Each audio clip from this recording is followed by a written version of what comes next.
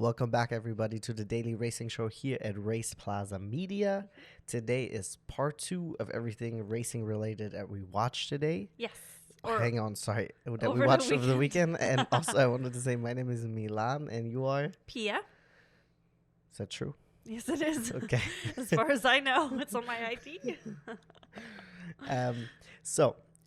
Today we're going to talk about all the two-wheel action that we watched this past weekend. Correct. Yes, we brought out a video yesterday about Formula 1 and Formula 2 that we watched over the weekend. So this part 2 is about the two-wheelers, like you said. So we watched MotoGP, the race in Portugal. Correct. We watched the main race. Correct. Yes. And then we also watched AMA Supercross. Per usual. Yes, exactly. The two main event races, mostly those. We saw a couple of bits and pieces of the heats. But we'll get into that in just a second. Exactly. So let's start off with MotoGP. So yes, so MotoGP was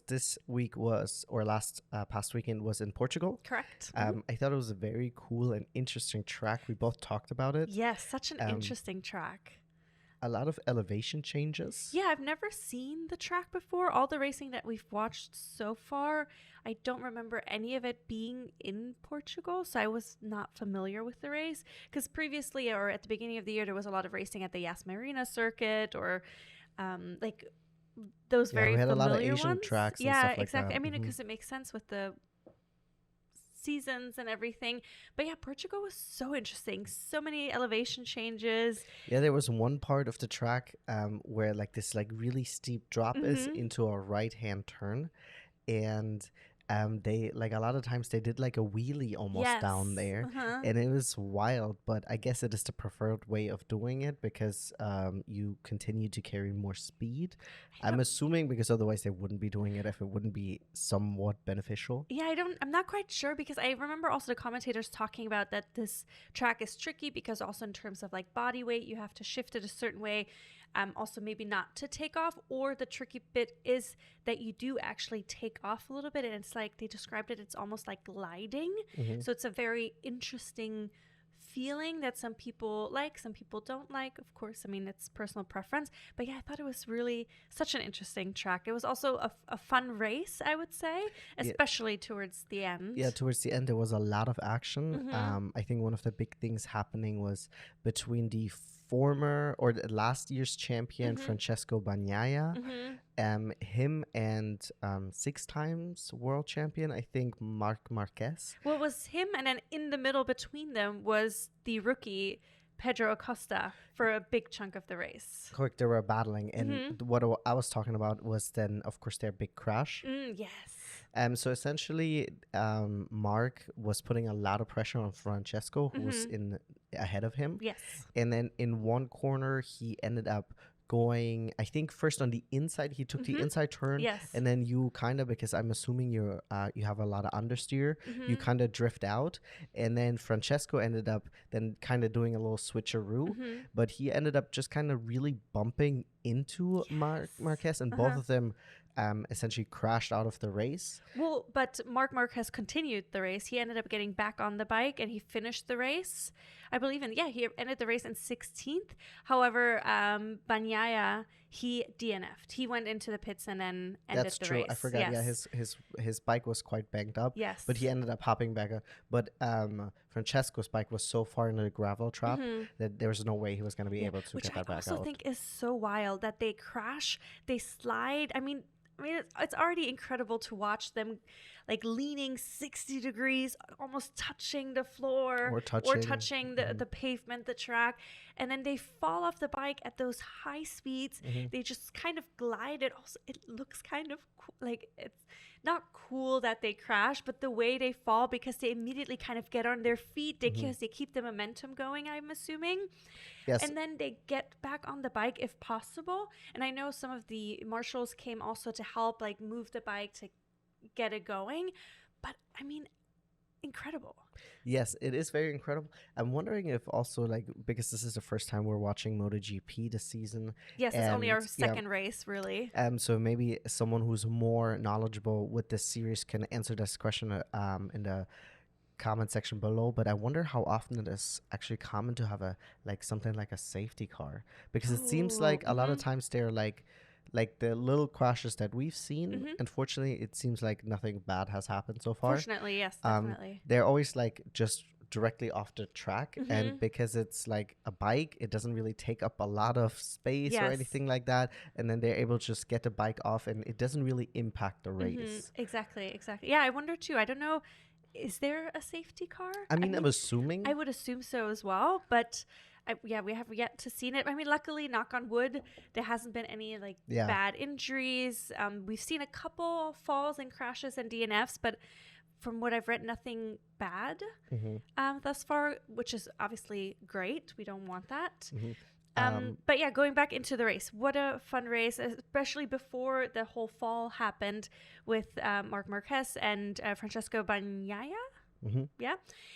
There was the battle, the three of them with Pedro Acosta for a while, which was so cool. The rookie in between those two champions, essentially, keeping toe to toe, wheel to wheel with them, which was really cool to see. Absolutely. And see him trying to find a way. He had passed Bagnaia at one point, but then they went back to the original positions until he finally made the move. I mean, what a beautiful, I think it was also on the inside of a corner. He just passed, and immediately he was not gone, but he worked was able out to put a gap in between which himself. was so cool. And then unfortunately, the original third place driver or rider who was in third place for a majority of the race ended up DNFing because he had a gearbox issue. I ended up looking it up. So Maverick Vinales, I believe. He actually won the sprint race the day before on his Aprilia bike, and apparently they are very plagued by technical and mechanical issues over the last couple of years. And he actually ended up having probably the worst fall so far, because he also had something, I believe they call it like an overhead or a high fall. So in the one crashes that we've seen, it's a low fall, so they kind of just skid out. Yes, exactly. And then the more dangerous one is when they fall over the bike or over the handle in the front. Because he had a gearbox issue, he ended up being passed by what is his name? I can't remember. So he was in second place actually, and then the third place overtook him on the straight because when they were going down, and then he already went kind of off track, and then all of a sudden you could just see that, I don't know if his bike ended up stalling, but this was this really abrupt motion, and then he ended up toppling over, and then when he got up quite quickly, but you could see that he was winded because obviously he was going, even though he was going slower than you would usually go in this corner or in this turn, you definitely he was going fast, and he definitely he looked winded. Fortunately, he was fine, no injuries, it seems like it, but it is it's very unfortunate because he did so well the day before. He clearly won, and then he wasn't on track for podium. I don't know if he would have been able to catch the first place because he was incredibly dominant, the guy who ended up winning, but we're very unfortunate that his race had to end like that, because it was also 2 or 3 laps before the end. Yeah, it was very, so very it's not close like to this the was end. 2 laps in and then who knows. This was he would have just had to make it home, quote unquote. Essentially, exactly, yeah. So it ended up being, the winner ended up being Jorge Martin. Yes, Jorge. Yes. he won, and I mean it was so excited. Yeah, I remember the last race. He also did really well, and he was celebrating. But I felt like this time it felt like almost even more. Yeah, I mean, making it to the top step, right? Yeah, so it was just really exciting to see. And then the second place ended up being Bastianini from Italy. He ended up coming second place. So he's the one who passed Maverick on the straight. Yes, you're absolutely right. And then third place, our rookie, Pedro Acosta. He came in third, which is so exciting. He is the third youngest rider in MotoGP to ever make it onto the podium. So incredible feat, because he's barely 18 and some change, I think. I think so, yeah. I mean, but it's also it's his second full race in MotoGP. Yes, they had 2 sprint races, they had pre-practice and the testings, but I mean, absolutely incredible that he's driving up there in the top. And I'm excited to see it. And I'm excited to keep watching his career. I wonder if yes, we talked about it. He's being hailed as maybe the next Marc Marquez, which who knows? But it's exciting to kind of watch this rise of a rookie. And I hope he has the endurance to keep this up, going. Yeah. And it seems like in his post-race interview, he also said that he didn't feel any arm pump. So we talked about this in a previous video. Arm pump is, for anyone who doesn't know, I guess it's a condition that you can get while racing in MotoGP, even in Supercross, what we're about to talk. They have that too. I'm assuming it is that like constant motion of like clutch or of your braking. So that can create arm pump and it makes your arm very, very hard, I guess. And there's less blood flow and stuff like that. Yeah, exactly. There's issue with the blood flow, which causes a lot of pain. So it's a very common injury or condition that two-wheelers, I guess, get. And then so they get surgery, which most of the veterans on the field have had. So there was a discussion or question whether or not Pedro will be getting it, but I guess maybe not immediately. Maybe not. Well, we don't know, because he said in his post-race interview that everything felt fine. He feels good, and obviously he's incredibly happy to be P3. Of course. I don't know if they're gonna, because it's a 2 or 3 week gap now until the next race. So I don't know if he's still gonna be like, listen, let's just do it. Yeah. And then he's got it done, or if they're like, you know what, if you're fine and we found the right setup for you, let's not put you under the knife if we don't have to. Yeah. I wonder. Well, we'll see. Let us know if you know in the comments below if you heard any news. We haven't, at the recording of this video, have not heard whether or not he's going to have surgery, but definitely highly recommend checking out MotoGP. In the US, you can watch it on Max. We're not sponsored by Max or MotoGP. We're just letting you know because we want people to watch all different kinds of racing. So yeah, I mean, it's definitely interesting to watch our first season of MotoGP. Sorry, they also have their own streaming service. Oh, yes, but of course. if you are in the US and you have Max, it is actually probably a little bit cheaper right now doing that than over getting their streaming service, because because I don't want to bad talk about their streaming service. No, I mean, if you just want to watch the race, Max totally works. That's how we watch it. We ended up not watching the race live because it was at 7 a.m. local time. So we ended up watching it a little bit later, which it was available for rewatch. So that was plus thumbs up for that. And I believe they also have the other categories on Max. So there's also Moto 2, Moto 3, and Moto E.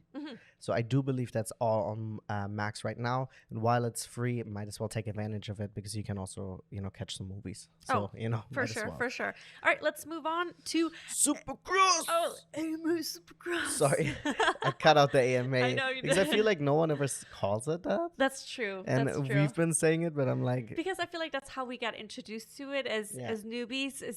If you're new to our channel, this is our first season also watching AMA Supercross. But we're dedicated. We've watched all 11 rounds now, and we're not missing. I just counted. We have 6 more to go. Oh, nice. And but I'm also bummed that we only have 6 more to go, to be fair. I think, however, I was thinking about that because maybe once the 6th one is done, there will be quite a long gap until Supercross will obviously start back up. So you will have a long enough time to miss it. Oh, for That's sure. how I always feel like in the off season for F1. Yes. I'm like, okay, now I miss it. Towards the end, I'm always like, okay, this was a lot now. And then I'm like, okay, now I miss it. Yeah, but we do have the playoffs also, which I don't know if that's included in your count. Probably not. Yeah, so we have the playoffs, and then there's, of course, other motocross types of races that we can maybe watch. So anyways, let's get into it. The West Coast boys, we're back. The West Coast. West Coast boys.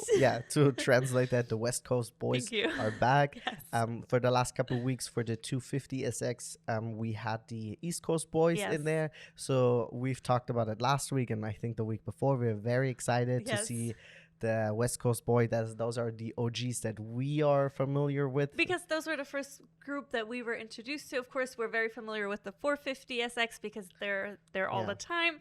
But the West Coast boys were the first ones that we were introduced to for the 250 because SX. We actually in the beginning almost didn't know that there was a East Coast, but then you in your video talk about it. Yeah, exactly. We do have a video breaking down AMA Supercross for anybody who's new to it. But yeah, So, but yeah, like the first time hearing about it, that for I guess the juniors, there's a like a East and West Coast or conference almost, yes, you could exactly. say. Very cool. But let's talk about the 250 SX first. Yes.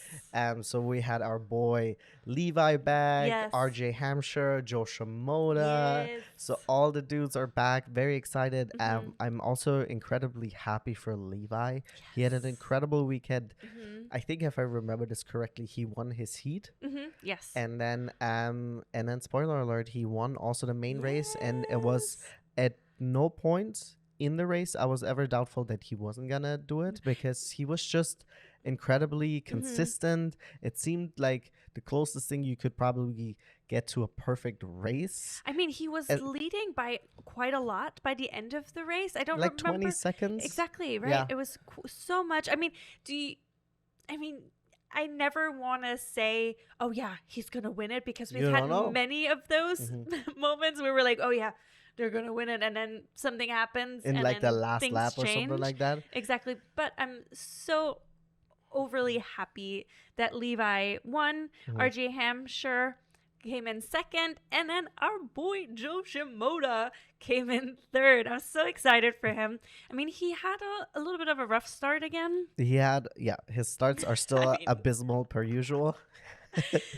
So they haven't really gotten that much better. Actually, I lie, because I think in his heat, he had a good start, because he ended up taking over the lead, right? Yes. And then he ended up doing his Joe Shimoda. The other thing that he likes to do was, which he fell off his bike, but he ended up still qualifying for the main event. And then in the main event, he fought his way to the front, never to all the way to the top step. As I said, Levi was just dominating. He was just like, nah, I'm not sharing, yeah.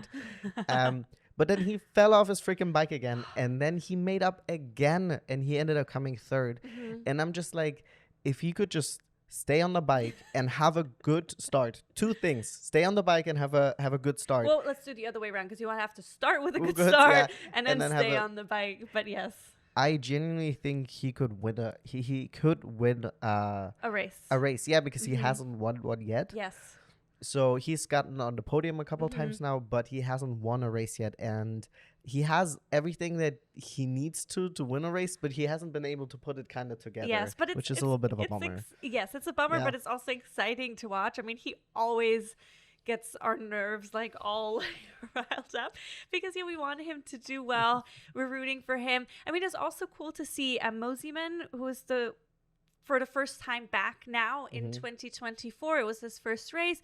So it's also cool to see that he immediately ended up in sixth, which was nice. But I don't remember hearing much about him during the race, because there was other action more prevalent. Exactly. But overall, I thought it was a great race. It seemed like a tricky track, as per usual. A lot of runs. And they did say, however, a lot of them said that. Said 450 as well as 250 said that this was probably one of the most difficult conditions. Sometimes it's hard to gauge if that's really the case, because then if you remember, I think the second race in California, Anaheim. So the second race of the season, the first one in whatever, it was super rainy, muddy. Yes. And I'm like, I can't imagine that that this was easier, but I mean, of course, I'm not the one writing, so it's very easy for me to say, like, you guys, Exactly. But I mean, yeah, it was a fun race to watch. The track the coloring of the sand and the mud was distinctly different, I thought, from some of the East Coast tracks that we've seen, because some of them were a little bit more of the reddish color. This one seemed a little bit different. I saw that they protected the track, which was in Seattle this time around, with plastic layers, because there was rain leading up to the race.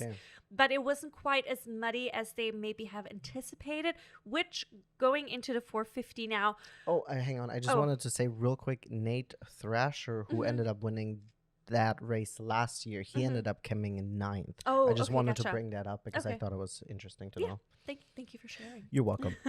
But what I was saying with the 450 SX, that it Well, they were talking about, because of course we know Jet Lawrence was sweeping the last couple of races, and the only thing he hadn't won yet was a mud race, because those were the first couple in the season, especially I think San Francisco was the one you were talking about when it was raining quite a bit.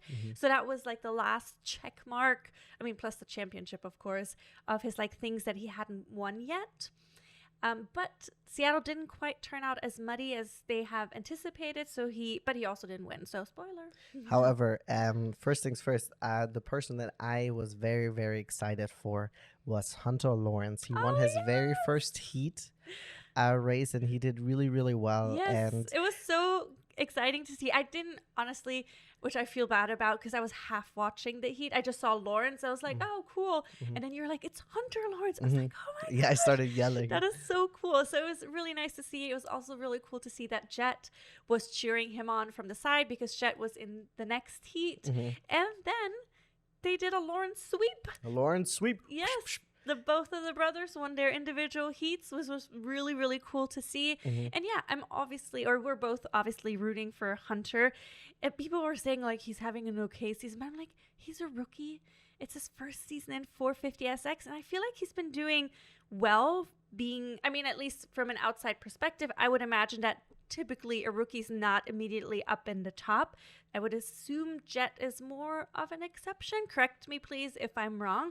But I feel like from what we've seen from Hunter, I feel like he's been has been having a decent season. He's been scoring points and stuff. So I'm like, give him a break. He doesn't have to be quite as great as his brother is. I think it is like a combination of those two things. Like, I think what Jet is doing this year, even though once again this is our first season watching, it seems quite exceptional. You know, for a rookie to roll up there and do so well. And then of course on the other hand, then you have his brother there, and people always think, of course, like, you're related, you should be equally good or stuff like that. So he kind of so he kind of also makes his brother look bad by being so good. You know, maybe there was bigger expectations for Hunter, because he did win the 250 East last year. But still, I want him to find his groove, and maybe not next year, or maybe in 2 years he will be more adjusted. Yeah, and I also thought it was really cool to see, because of course both of them were interviewed in their post-race or post-heat races, and then Hunter was just like this very sweet and happy and positive guy, and they seem to have a little bit, not contrasting personalities, but I feel like they seem to be very opposite. Yeah, Hunter seems a little bit more, not soft, but like softer, sweet. And then Jet is definitely more the confident guy. But I just thought it was interesting. But our hearts were broken in the 450 heat when Kenny Boy, he didn't make it through the heat the first time round because he had fallen. Yeah. He has a tendency to do this in mud races. Like all of I think the bad tumbles that he had this year was in mud races. I don't know if you remember earlier this year, there was a race he was leading and it was one of the mud races and he ended up falling. So here, also like our Joe Shimoda has sometimes a little bit of hard time staying on the bike. Of course, this was a very difficult track. The one thing I want to say, I was very, very excited and very happy to see his performance this week was Chase. He had a really, really amazing weekend. Yes, he ended up coming second, and Cooper Webb got another win under his belt. Congratulations. So, big congratulations. And yes, Chase made some mistakes, but 100% if Chase didn't make those mistakes, he would have easily won it. Yeah. And I say easily because like I think he was so fast on the track. Like he had multiple mistakes. Like, yes, of course you shouldn't be making those, right? But he had multiple mistakes, and then he was down again 5 seconds to Cooper Webb, and then he constantly made it back up, and they were literally fighting for first place into the last turn of the race of the of the 450SX final, and it was absolutely incredible. I mean, also big props to Cooper Webb for defending so hard. He also made some mistakes, but he ended up winning because he made less mistakes, and that's what you have to do, right? Yeah, but I think it's also because Chase's bike had stalled, I think, multiple times. Yes, that's correct. He said there was something wrong with, like, the way... Oh, yeah, now I remember. Right, it was something, if I'm not mistaken, it was something with the brake hit some like the rut, or if he landed incorrectly, it would kind of cause an issue with the bike. But I mean, That's yes, true. Yeah, that's true. I forgot because I remember that he was having like he kept falling back. Yes. Yeah, there was an issue with his clutch or with his bike.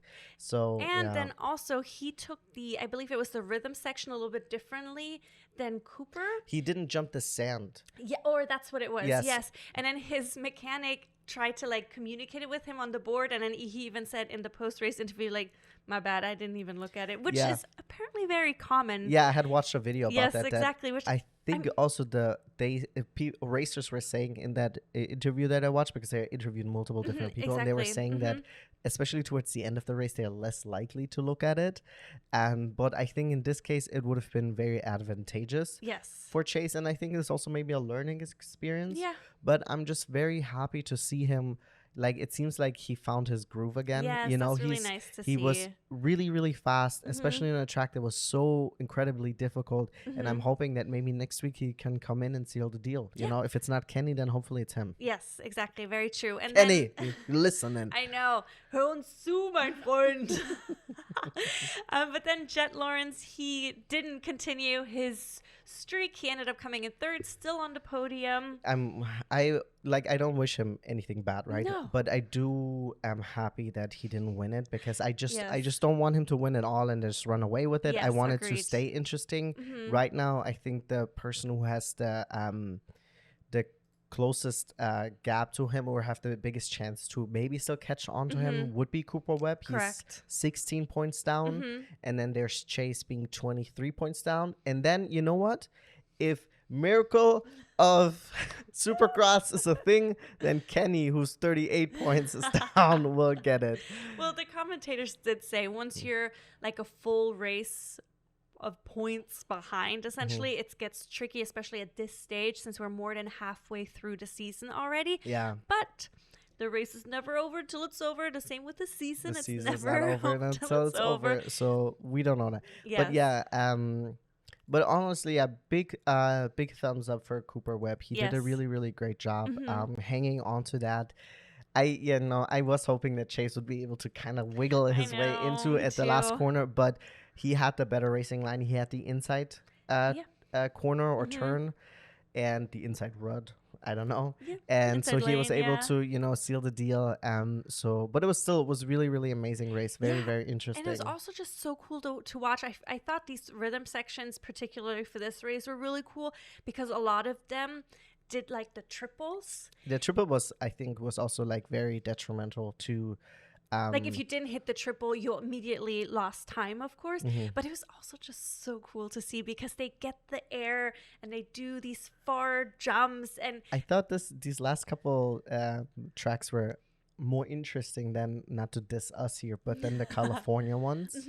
I thought they seem to be a little bit more technical, because you have to, because you also have these like twice now we had these sections where you have to kind of just drive up and then it goes down. I know. I thought it was so curious that they have that, where it takes away all your momentum and speed. Exactly. But it's like it has like a more like variety of difficulty, because you have all these different quote unquote obstacles, I guess, which I think is more interesting, because I think there's a while where we had some faster quote unquote easier tracks.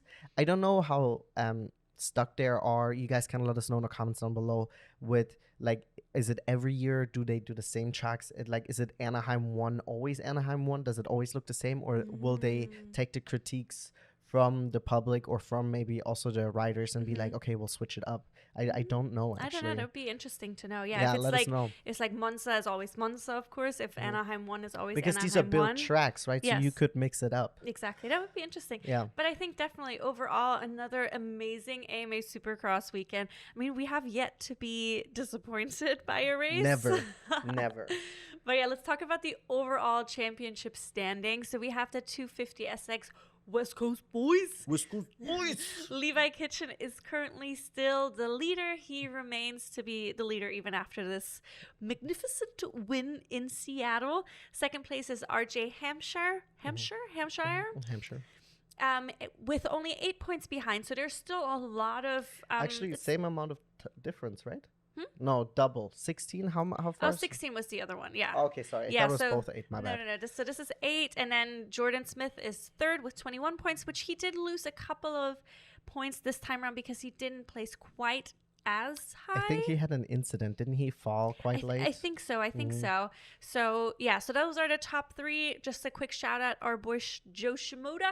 He is currently 5th, only 37 Kind of like behind. Kenny. Yes, I know. But he's 1 place down compared to Kenny. Kenny's in 4th, right? Oh, let's and double then check. Joe, Kenny's in 4th Yes. with 38 points off the lead, and Joe is in 5th with 37 points off. Yeah. I think for both of our boys, it's probably gonna be tough. Mm-hmm. But I don't know. I'm excited. I really want Chase to come in and do some give Jet a run for his money, and then on the 250 SX for the West Coast boys, I kind of hope RJ. I just don't want anyone to run away with it. I want this to stay interesting as long as it can be. Not that I don't want Levi to win it. I would love to see Levi in the 450 next year, especially if he can win it. But I want it to be a competition until the very end. It's been so interesting so far, so I don't want anybody to run away with it. And I'm glad, like you said, Jet still had a great race. I mean, he still ended up on the podium. He did also make some mistakes, which is going back to the beginning of the season where he hasn't won a mud race yet, right? And the races where he could have won, and then he ended up, making mistakes where I think a lot of them were mud races too. Yeah, so that's literally what they were saying. So that's the one thing maybe he needs to work on. Who knows? But yeah, I'm excited to keep watching AMA Supercross. We'll have another race this upcoming weekend. And I think that's everything we have about these two-wheelers for this weekend. I mean, yeah, definitely recommend it if you haven't watched either of those types of races. I mean, it's very different. MotoGP versus AMA Supercross or just Supercross, very, very different.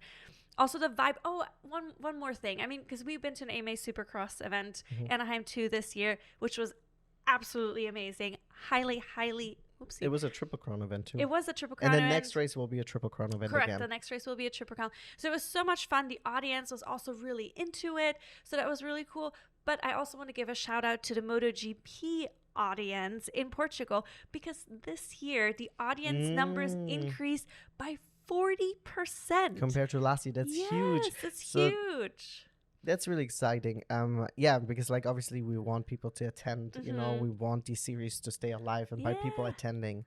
So if you're in the US and you have the chance to attend a Supercross event, we highly recommend. It's a lot of fun. And there's so much that happens in between when you watch TV, there's the commercial breaks and people chit-chatting. There's action happening on the track non-stop. You have the juniors racing, you have the guys doing the tricks and all kinds of stuff happens. And then the one time there's a break, you can go potty and then you can get snacks. So we got you covered here. Exactly. Or you tune in here, okay? There you go. Yeah, just watch us in the in-between times. But with that, thank you guys so much for tuning in. Let us know how you guys enjoyed the past race weekend. What do you guys watch? What are your guys' thoughts and feelings? Share them down below. Yes. And then as always, thank you guys so much for tuning in. Like and subscribe. And we will be seeing you guys here tomorrow at the Daily Racing Show.